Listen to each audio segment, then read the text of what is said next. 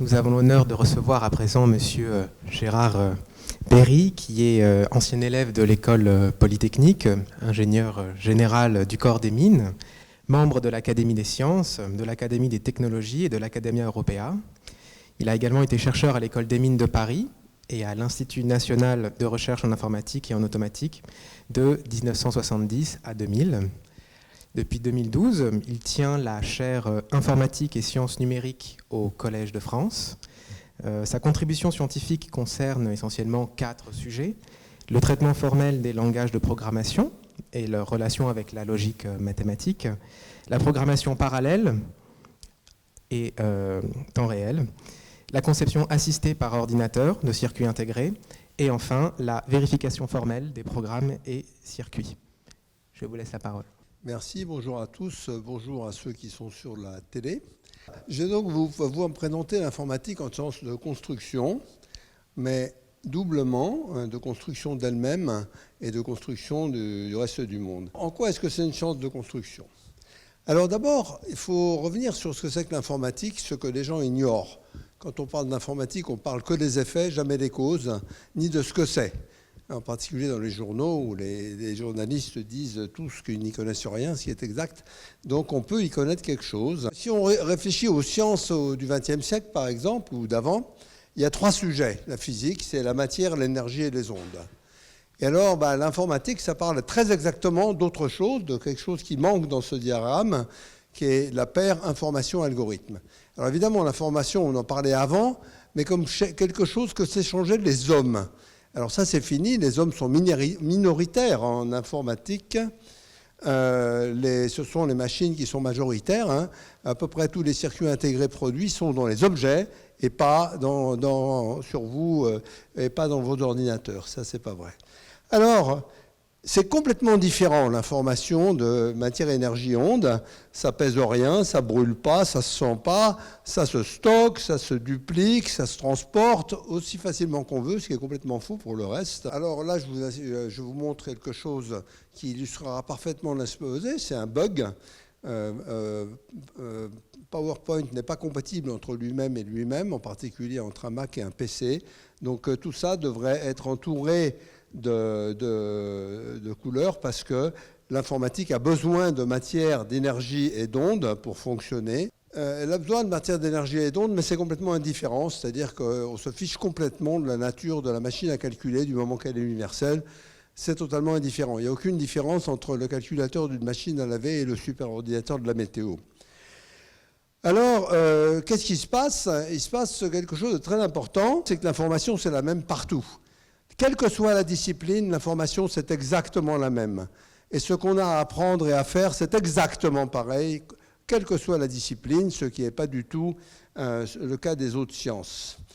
Le levier de l'information, c'est complètement hyper efficace. Et très souvent, posséder l'information, c'est bien supérieur à posséder la matière. Et toutes les grandes entreprises du monde, à l'heure actuelle, ce qu'elles possèdent, presque toutes, c'est qu'elles possèdent l'information et pas la matière. Alors, mais il y a une grande difficulté, c'est que raisonner sur l'informatique, c'est complètement différent de raisonner à la façon des sciences habituelles, sauf peut-être des maths, mais à la façon des sciences naturelles au minimum. Bien. Alors, ce que je voudrais vous montrer, c'est que l'informatique, 1, s'autoconstruit et 2, devient le système nerveux de presque tout ce qui est constructible. Alors, l'informatique repose sur 4 piliers. Les données, les algorithmes, les programmes et les machines. D'accord ? Donc, ces 4 piliers sont très importants. Alors attention, on confond très souvent algorithmes et programmes. Ce n'est pas du tout la même chose. Les algorithmes, c'est des objets intellectuels, mathématiques. Et les programmes sont des codes extrêmement précis qui servent à faire marcher un ordinateur qui n'a pas le moindre gramme d'intelligence. Il ne faut pas oublier ça. C'est la machine la plus servile, à peu près autant qu'une charrette. Et passer d'un algorithme à un programme, c'est une grande aventure. Passer d'un algorithme juste à un programme juste, c'est une grande aventure. Et il y a beaucoup trop de gens qui s'occupent de passer d'un algorithme juste à un programme faux. Alors, pourquoi est-ce que l'informatique s'autoconstruit ? Parce que les programmes, les circuits et tout ça sont des choses gigantesques. Un circuit, à l'heure actuelle, vous allez voir la taille, ça se compte en milliards de transistors. Un programme, ça se compte en millions de lignes de code. Dans votre téléphone, vous avez facilement 100 millions de lignes de code. Dans une voiture, vous en avez peut-être un peu plus. Et ce qui est beaucoup trop d'ailleurs, je pense, mais c'est comme ça. Donc ça ne peut absolument plus se faire à la main. Donc ce sont des programmes qui écrivent les machines et ce sont des programmes qui écrivent les programmes, largement. On essaye, nous, de faire le moins de choses possible, ce qui est la seule qualité technique des hommes. Et les machines, bien entendu, vont fabriquer les données sur elles-mêmes qui vont leur permettre de progresser et sur les programmes qui vont leur permettre de progresser. Bien, alors une autre chose à comprendre, c'est que l'informatique, ça ne s'adresse pas tellement aux hommes, mais surtout aux objets. Je l'ai déjà dit, il se fabrique nettement plus de 100 milliards de microprocesseurs par an. Il y a 8 milliards d'hommes qui en consomment en moyenne moins de 1 par an. Donc le reste, c'est pas là. C'est dans les objets. Bien, là j'ai mis une voiture, un pacemaker, mais il est très difficile de trouver des objets où il n'y en a pas à l'heure actuelle. Alors, évidemment, toutes ces machines sont construites maintenant elles-mêmes, construites et conduites par de l'informatique. Alors, il faut comprendre ce que ça veut dire. Et ce qu'il faut comprendre, c'est que l'informatique, ce n'est pas du tout une science naturelle, comme les maths. Les maths, ce n'est pas une science naturelle, c'est une science entièrement construite par les hommes. Alors, il y a de l'informatique dans la nature. On peut dire qu'une cellule biologique, ça marche pas mal comme l'informatique. Antoine Danchin a écrit des très jolis textes là-dessus, mais j'en parlerai s'il y a des questions. Alors, il y a deux choses, il y a les machines et les programmes. Donc, si on commence par les machines, elles sont dominées par la loi de Moore, très connue, mais très mal racontée. Souvent, on dit le nombre de transistors dure tous les 2 ans, c'est une loi physique. Alors, c'est pas du tout ça, c'est une décision industrielle. Le nombre d'ordinateurs double tous les 2 ans à peu près. Et on le voit sur cette courbe en logarithmique ici, on est passé de 2400 transistors dans le premier circuit intégré à 114 milliards dans le Apple M1 Ultra, qui doit être un des plus gros maintenant. Et le transistor de votre téléphone fait entre 10 et 20 milliards de transistors. Donc c'est tout à fait si gigantesque. Il est bien évident que ce n'est pas dessiné à la main. D'accord ? Pourquoi est-ce qu'on fait ça ? Eh bien parce que ça permet de passer des anciennes cartes électroniques à quelque chose qui fait une taille constante, qui se compte en millimètres carrés. Il n'y a pas beaucoup plus de millimètres carrés dans un circuit maintenant que dans un circuit d'avant. Je pense même qu'un M1 Ultra d'Apple, c'est plus petit qu'un Motorola 68000. Ça consomme beaucoup moins d'énergie, ça permet d'aller beaucoup plus vite.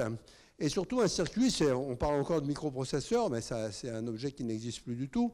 Il y a des dizaines de microprocesseurs dans un circuit. Il y a aussi plein de logiciels à l'intérieur du circuit pour sa fonctionnement interne. Et il y a beaucoup d'autres composants.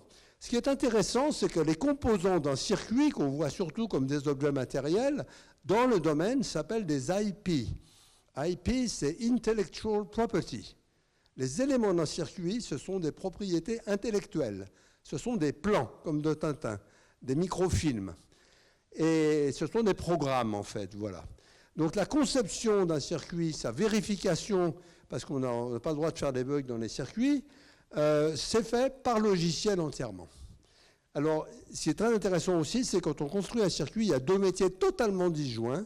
La fabrication, qui est de la physique très fine, et la conception, qui est de l'informatique très fine. Ça ne se cause absolument pas, à tel point que enfin si ça se cause parce que la physique renvoie des chiffres disant ça marche à telle allure et ça consomme tant. Mais on ne peut pas savoir quand on conçoit un circuit sur quelle technologie il va marcher. Et en général, un circuit, l'intellectual property, va être poussé sur différentes technologies. Donc c'est complètement faux, l'image ancienne qu'on enseignait, on fabrique un circuit, on fait le design de transistors et tout, c'est plus du tout comme ça. Donc ça permet d'aller beaucoup plus vite, de coûter moins cher, etc. Avec un énorme danger qu'on commence à bien voir, c'est que les usines sont capables de faire les circuits vraiment modernes, sont à Taïwan et en Corée, point. Même plus aux États-Unis. Alors, par exemple, ça a permis de construire le smartphone qui a été fait, je vous rappelle que l'iPhone, le premier smartphone, a été conçu dans un laboratoire secret à Paris par l'équipe de Jean-Marie Hulot, une équipe de 20 personnes, et que pour montrer que les gens ne comprennent pas toujours les évolutions, le PDG de Microsoft, Steve Ballmer, a dit le soir de sa sortie, cet objet n'a aucun avenir industriel, ce qui est une des très grandes phrases de l'histoire. Il faut comprendre aussi que quand on parle de circuit, c'est bien, mais un iPhone, c'est le circuit, mais c'est surtout le logiciel. Le circuit, ça fait les choses, mais c'est le logiciel qui dit ce qu'il faut faire. qui est quand même le plus important. Alors j'aime bien le dessin de Gelu qui montre en gros que le XXe siècle, c'est dans le téléphone, en petit. Alors je suis en train d'essayer de trouver un lieu pour faire un musée de 1999 pour expliquer aux enfants actuels avec quoi on vivait, c'est-à-dire ces objets-là, parce qu'ils ne le sauront pas. En logiciel aussi, on s'autoconstruit. Alors, on utilise beaucoup un truc fondamental qui s'appelle le bootstrap. Bootstrapper, ça veut dire s'élever en l'air en tirant sur les lanières arrière de ses chaussures. C'est aux États-Unis. Hein. C'est une activité très agréable qui ne marche pas très bien sur la Terre, mais très bien en informatique. Alors, je vais vous illustrer le bootstrap par la première machine sur laquelle j'ai travaillé à l'école polytechnique, qui n'avait évidemment pas d'ordinateur à l'époque, sauf un SETI PB250, une petite merveille.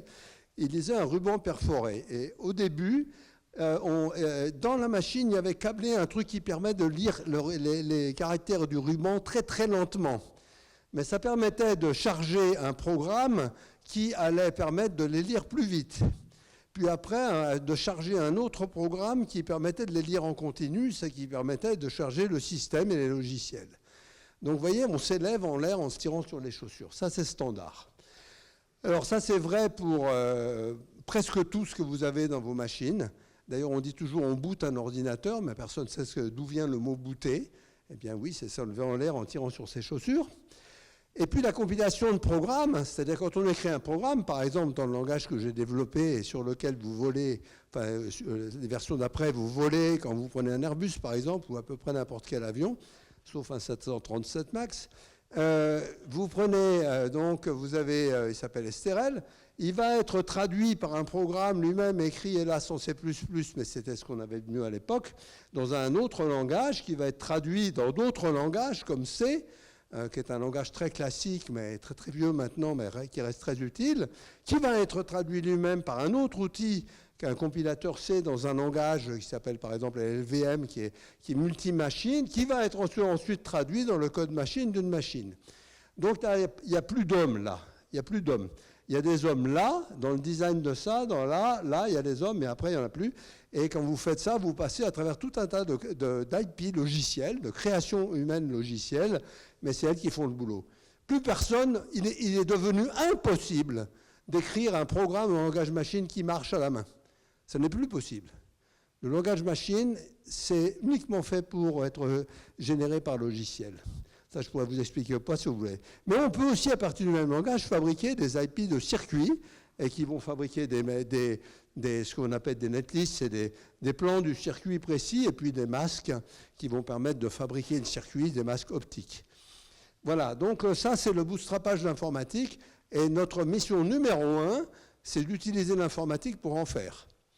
Notre mission numéro 2, c'est de parler au reste du monde. Et on voit bien que l'informatique, c'est pas comme la construction de ponts, ça va plus vite. Les ponts, c'est utile aussi. Hein. Ça va plus vite. Et si vous regardez les noms qui sont là-dedans, ce sont les noms d'énormément des plus grandes entreprises mondiales. Alors, actuellement, 7 sur 10 des 100 premières sont là. Et c'est des entreprises qui n'existaient pas en l'an 2000. Hein. Donc, pourquoi ? Parce que l'information, c'est beaucoup plus souple et rapide que la matière. La matière, il faut se la payer quand même. Hein. Alors, modèle économique, évidemment simple. Quand on fait de l'hôtellerie, est-ce que la bonne idée est d'avoir des hôtels ? La réponse est non. Les hôtels, ça coûte cher, c'est compliqué, etc. Ce qui compte, c'est l'information, d'où Booking, TripAdvisor, machin truc.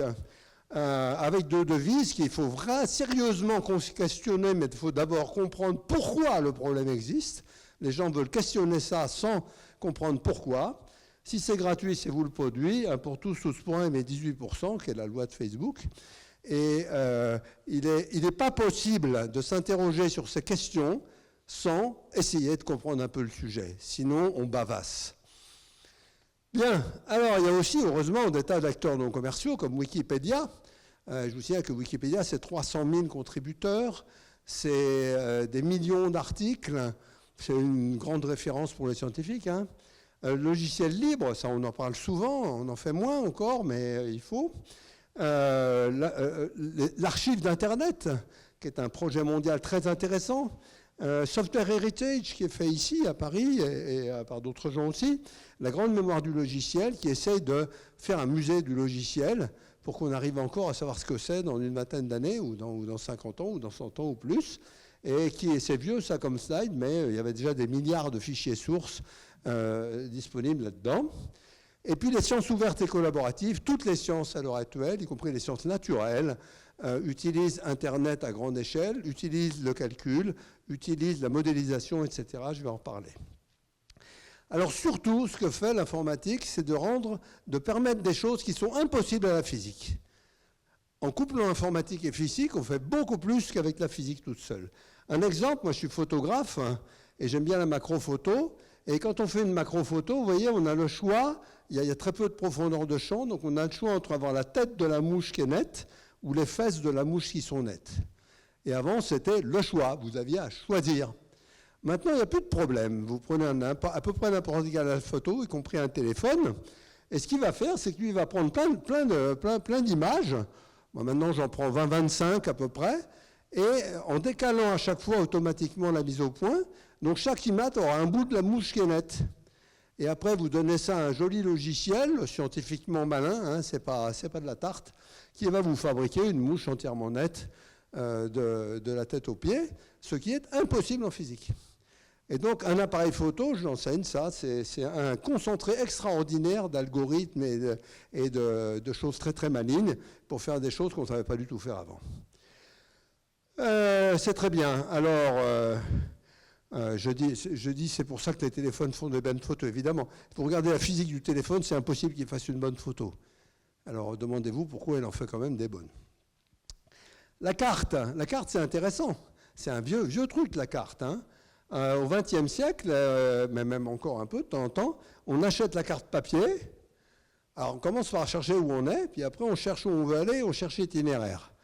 Alors maintenant, c'est dur à expliquer aux gamins, parce que le gamin, il a la carte du monde dans sa poche, il sait où elle est, parce qu'il n'a pas de choix, la carte lui dit où c'est, et puis il tape le nom de la destination et ça donne l'itinéraire. Il n'y a pas que les gamins, il y a même les adultes qui font ça.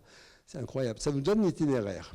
Donc la définition d'une carte maintenant, ce n'est pas un bout de papier avec un dessin de la géométrie, c'est un dispositif algorithmique qui permet de voir des informations hétérogènes de façon habilement adaptée à l'échelle et à l'intention de l'utilisateur. C'est ça une carte. C'est un objet algorithmique d'intérêt majeur et pas du tout facile à faire. Alors on peut faire des cartes en médecine. Là, vous avez ici, les médecins ont un problème, c'est qu'ils ont une nouvelle imagerie à partir du scan, du PET scan, de l'IRM de diffusion, de l'IRM fonctionnel, de toutes les IRM possibles. Et ça leur donne des données gigantesques. Par exemple, un scan 3D, ça va vous donner des centaines de photos. Les regarder à l'œil, c'est pas possible, mais avec des bons algorithmes développés depuis longtemps par les traiteurs d'images, qui sont durs, c'est pas des algorithmes fastoches, on va pouvoir fabriquer des modèles 3D. Par exemple, ici, vous avez un truc caractéristique, c'est une tumeur du cerveau, ce qu'on souhaite à personne, mais un chirurgien, avant, pour mesurer le volume de la tumeur du cerveau, c'était l'enfer. Il fallait prendre plein de radios, les détourer. Maintenant, vous faites retour chariot et ça vous sort en quelques secondes, ou moins. Voilà, ça c'est complètement infaisable par la physique. Donc ça construit des objets physiquement impossibles. Ça ne veut pas dire que la physique ne doit pas être là, bien entendu, c'est la collaboration qui compte.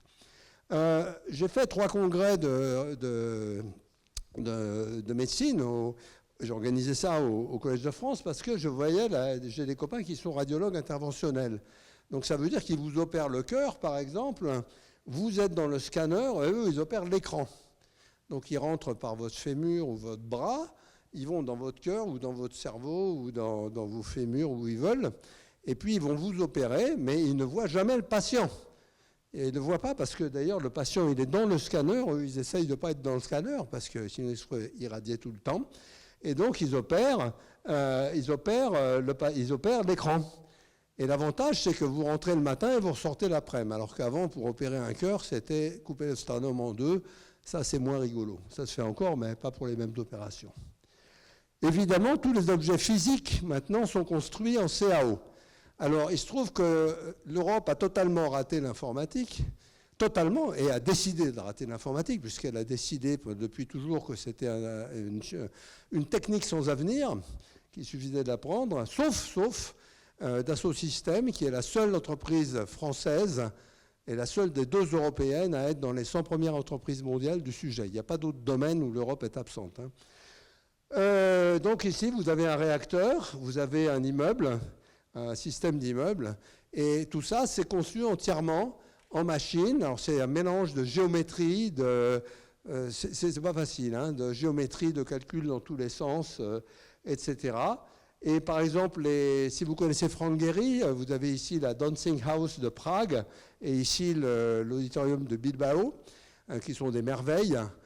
Il est complètement impossible de dessiner ces choses-là à la main. C'est juste impossible. Et Gehry a fait une conf au Collège de France que je vous conseille de regarder, où il explique comment il a révolutionné, ils ont révolutionné, mais ce n'est pas que lui, le domaine en faisant des choses impossibles à la main et qui sont quand même tout à fait belles.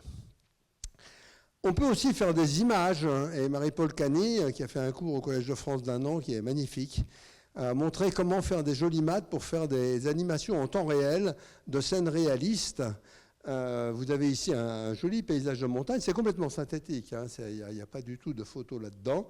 Les cascades, ça occupe un moment de modéliser les cascades, les arbres c'est pas trop dur, c'est connu, mais il y a beaucoup de choses. Les gens, par exemple, elles modélisent les robes des danseurs, les robes des danseuses. Et vous regardez les dessins animés, les robes de danseuses sont complètement nulles, mais vous regardez ce qu'elle fait, c'est absolument magique, parce qu'elle fait de la belle géométrie en partant du fait que les robes, c'est fait avec des patrons, donc c'est des surfaces réglées et qu'on peut faire des belles maths avec ça. Tous les appareils scientifiques sont complètement informatisés. Un appareil scientifique, c'est un grand mélange de physique et d'informatique. Un scanner, tout le monde pense à ça, au bruit que ça fait, au froid, évidemment c'est très important, l'appareil physique est très impressionnant, mais si vous regardez les données que rend un scanner, ça n'a absolument rien à voir avec une image. Hein, je vous dirai si vous me posez la question, mais il faut calculer méchamment, et c'est des calculs durs, sur lesquels il y a eu d'ailleurs des problèmes.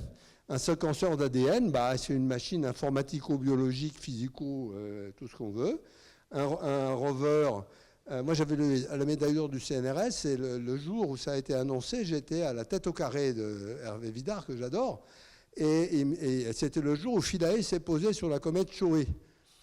Et je lui ai dit, mais c'est marrant, on parle de produits physiques, mais il n'y a personne qui a dit qu'il fallait quand même faire des maths pour aller trouver une petite comète de 100 mètres de long à je ne sais pas combien, à 10 ans de vol, et qu'il fallait faire un sacré bout d'informatique pour arriver à se poser dessus. Non, personne ne connaît ça. Dès que ce n'est pas de la matière, personne ne connaît, c'est simple. Les télescopes, j'en parle pas, parce que les télescopes, évidemment que les astronomes maintenant font des données, même ils ne font plus que de regarder les écrans, ce qui est un peu triste. Enfin, ils trouvent quand même des occasions d'aller au Chili, et ils ont raison. Et pour donner une idée, le SKA, le Square Array Kilometer, qu'ils sont en train de faire de radiotélescopes, ils sont censés donner par jour la quantité de données qui circulent sur le web en 1 an. Bon, il y a surtout des zéros dans ces données-là, mais enfin ça occupe. Et pareil, le CERN produit une quantité de données démente. Alors on peut aussi modéliser et simuler.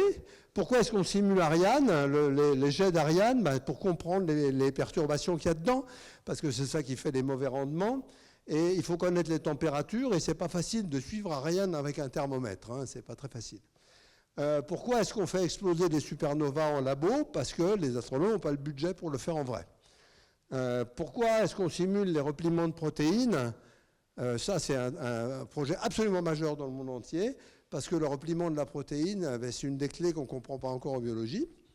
Et puis, comment on fait des préparations d'opérations? Vous voyez, ça, c'est une tétralogie de Fallot. Le chirurgien, il doit faire une opération classique pour un utilisateur de l'informatique, c'est couper-coller. Mais encore faut-il savoir où, et donc on peut prévoir le rendement de l'opération comme ça.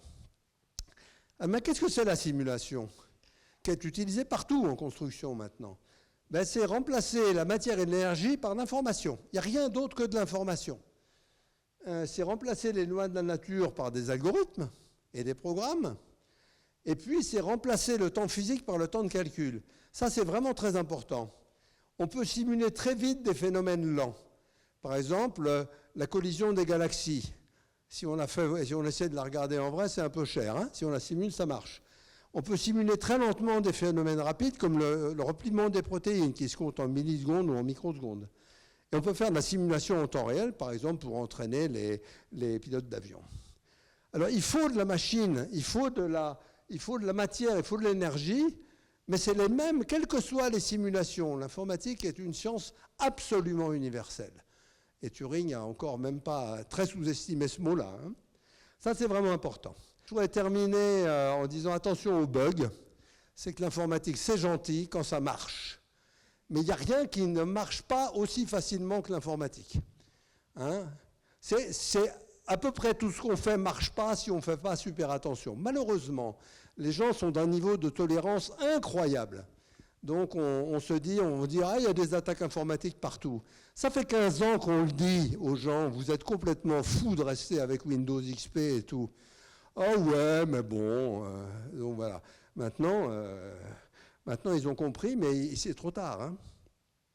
Alors, qu'est-ce que c'est les bugs? Ici, vous avez M. Kepler, quelqu'un qu'on aurait bien embauché, donc c'est un homme très intuitif, ça c'est la grande force des hommes, rigueur assez moyenne, hein, et lent, hein, comme vous et moi. Et puis là, vous avez Pentium, alors c'est le total inverse. Totalement stupide contre intuitif, totalement exact contre fait ce qu'il peut, et totalement rapide contre très lent, mais complètement con. Donc c'est ça. Donc l'informatique, c'est de faire passer l'un à l'autre. Et ce travail-là, il est très dur, sauf si on est hyper tolérant, et on entretient l'hypertolérance des gens, hein, je vous le dis, et je vais vous en montrer des exemples. Si on ne maîtrise pas, ça fout des bugs partout. Alors je peux expliquer ça plus en détail, mais je n'ai pas le temps.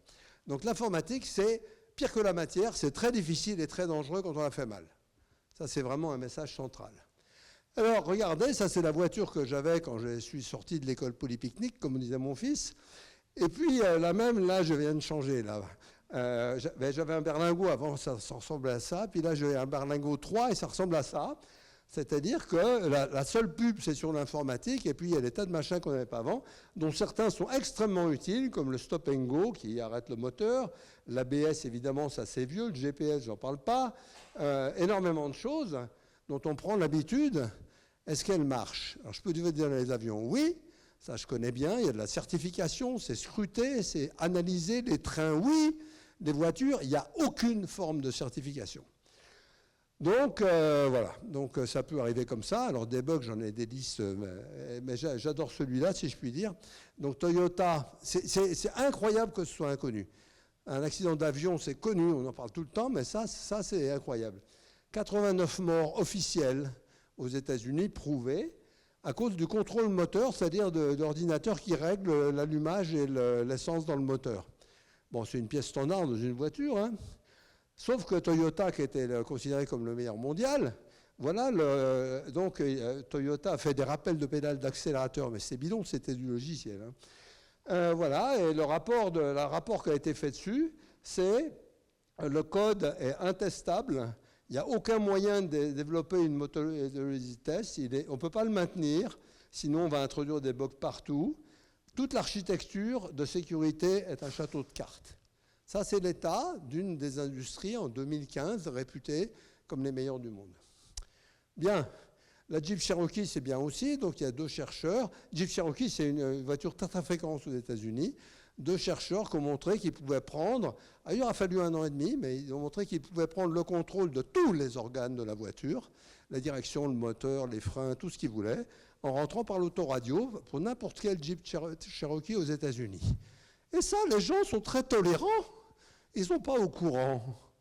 Et de toute façon, si on leur dit, ils ne comprennent pas ce que ça veut dire. Moi, je vous le dis, hein, c'est un cauchemar. Bon, alors, maintenant, ils essayent de faire un peu mieux, mais ce n'est pas encore fait. Voilà. Donc, quand on vous parle d'Internet des objets, ou de smart cities autour, pour l'instant, ce n'est pas quelque chose qu'on sait faire. Hein. Les problèmes de sécurité et de sûreté sont trop grands. On vous dit, on va coordonner les feux rouges à l'échelle d'une ville. Ah ouais, un bon pirate compétent, il vous met tous les feux rouges en mode dancing, et puis vous allez voir ce qui se passe à Paris. Donc pour l'instant, c'est pas fait. Un bon exemple, c'est les voitures les plus chères, les BMW et les Mercedes les plus chères, sont de loin les plus faciles à voler. Parce qu'elles ont une carte émettrice, là, quand vous arrivez près de la voiture, ça ouvre la porte, ça met le siège là où il faut, ça vous le chauffe et tout, sauf que c'est très facile à sniffer. Et donc, il suffit de, comme elle est dans la poche de la personne qui le fout sur le porte-manteau à entrée, il faut arriver derrière la porte avec un sniffer. Et donc, Mercedes et BMW disent aux gens de prendre leur carte et de la mettre dans une cage de Faraday.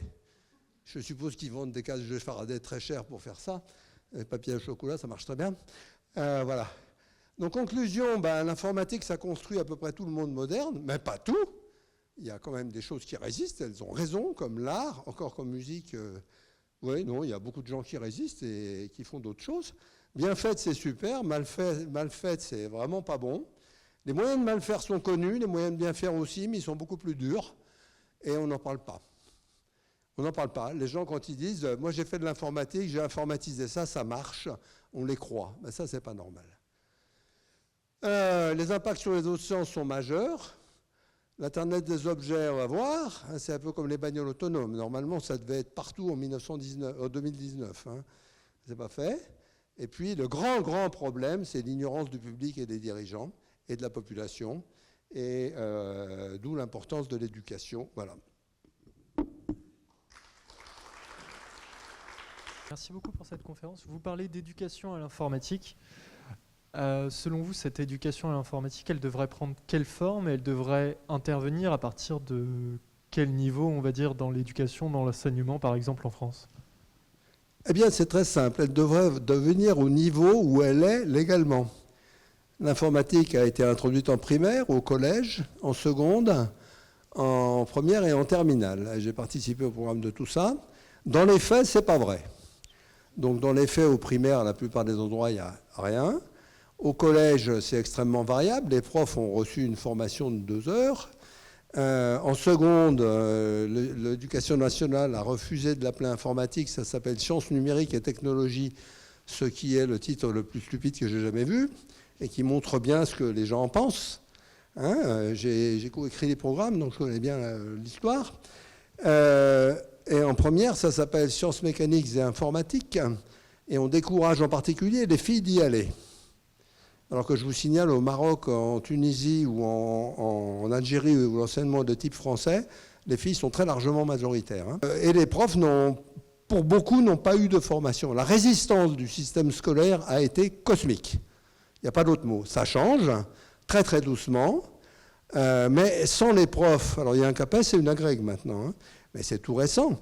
Et en seconde, les gens qui enseignent le cours SNT, qui est vraiment un cours d'informatique, ils ont une formation nulle et ils y vont les pieds devant. Je connais des élèves qui ont un enseignement par 3 profs, histoire, français et je ne sais plus. Ça ne peut pas exister. Donc voilà, on fait semblant pour l'instant. On fait semblant. Alors c'est pas du tout pareil dans tous les pays. Si vous allez en Inde ou en Chine, c'est absolument pas le cas. On parle beaucoup des ordinateurs quantiques. Oui. Est-ce que vous croyez à la réalisation de ces ordinateurs? Alors, question très intéressante.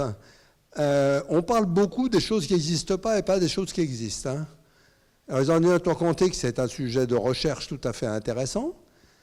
C'est un sujet dont on parle beaucoup parce que le mot quantique excite tout le monde parce que c'est un mot un peu magique, alors que le mot informatique n'est pas très magique. Les ordinateurs quantiques, il y a beaucoup de gens qui travaillent dessus, mais faire des ordinateurs quantiques de la taille qu'il faut pour faire quelque chose... D'abord, on peut faire très très peu de choses avec, mais ce sont des choses très importantes. Mais à l'heure actuelle, il faut des qubits de grande qualité et nombreux, de bonne qualité et nombreux, on ne sait pas faire ça. C'est un gros challenge. C'est un gros challenge, rien n'est connu, mais comme ça coûte la peau des fesses, il faut faire un maximum de bruit pour avoir les financements, ça c'est normal.